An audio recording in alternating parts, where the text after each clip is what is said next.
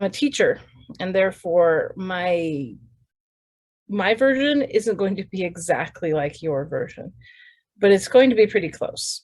Okay, so first thing we're going to do is go over to not quizzes, but grades, just below quizzes. Okay, and just go ahead and tap in it and then enter the scores. That's how you start your what if calculator. So if you have turned in your assignment on time, you've followed instructions, and you've done your very best, you are going to get 100%. Okay, the requirements are very simple. Turn it in on time, follow the instructions to the letter, and you'll be great. You'll do 100%. But if you don't, then let's say for the creating the annotating code, I messed up. I didn't give any of the explanations why I wanted to choose those things, so I lost half my points. Grammar quizzes, I was made sure I did them twice. Practicing my annotating code, I didn't do all 8 for one of them, so I ended up with like 8.5 or something like that. So there's a few places where you misstep, and that's what the extra credit is for, by the way. That's just how it is. And then, of course, with the rough drafts, if you are making sure that you do all of the word count and you turn it in on time, you're going to get full score on that.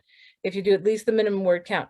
With the final drafts, however, there's something else that you need to do. You need to take the top score, which is in this case for the final draft of the summary essay is 65 points, and you are going to multiply that by 70.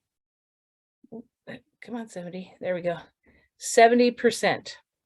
And the reason we're lowballing it like that is because we want to take into account that maybe we didn't do as great as we think we did. And if Sister Perry does happen to score higher, then pleasant surprise for us. The grammar diagnostic, if you did both of the diagnostics on time, 100% right there. Sentence pattern worksheets, again, this one is one I'm not 100% sure on because, well, I just don't know. So I'm going to do 70% on that one. I don't know how well I did. The ones with the little exclamation mark, you cannot score their extra credit. So what you have to do is you have to take other assignments and you add those points into that assignment to kind of calculate your extra credit. So if you did 100% of the rough drafts, we're going to get all of that. There's our quiz, got 100% of that.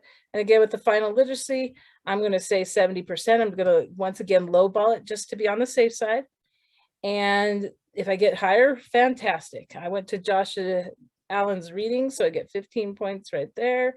In whose box is it, even though I have 10 points for that. And then my grammar quiz. And then the in-class readings with these, pretty straightforward. You get 5 points per quiz. If you did all of the quizzes, whatever my top score right here is what you give yourself. So give yourself 100%. If you did B and you only got 50%, then that's 2.5, and you kind of have to do some calculations on your calculator exactly what that ends up being. 35 right there. That's November 8th, so that will give me my entire score. It's a B plus, not what I was hoping for, but still pretty decent. So what I'm going to do is I'm going to see how much extra credit I need to do in order to get that A, or start anyway. So what we do is I take this top score right here out of your experience here, and I just kind of keep adding points to it. So 30 will do it. So I just need to do 20 extra credit points, which is easy peasy. And that's how you do it.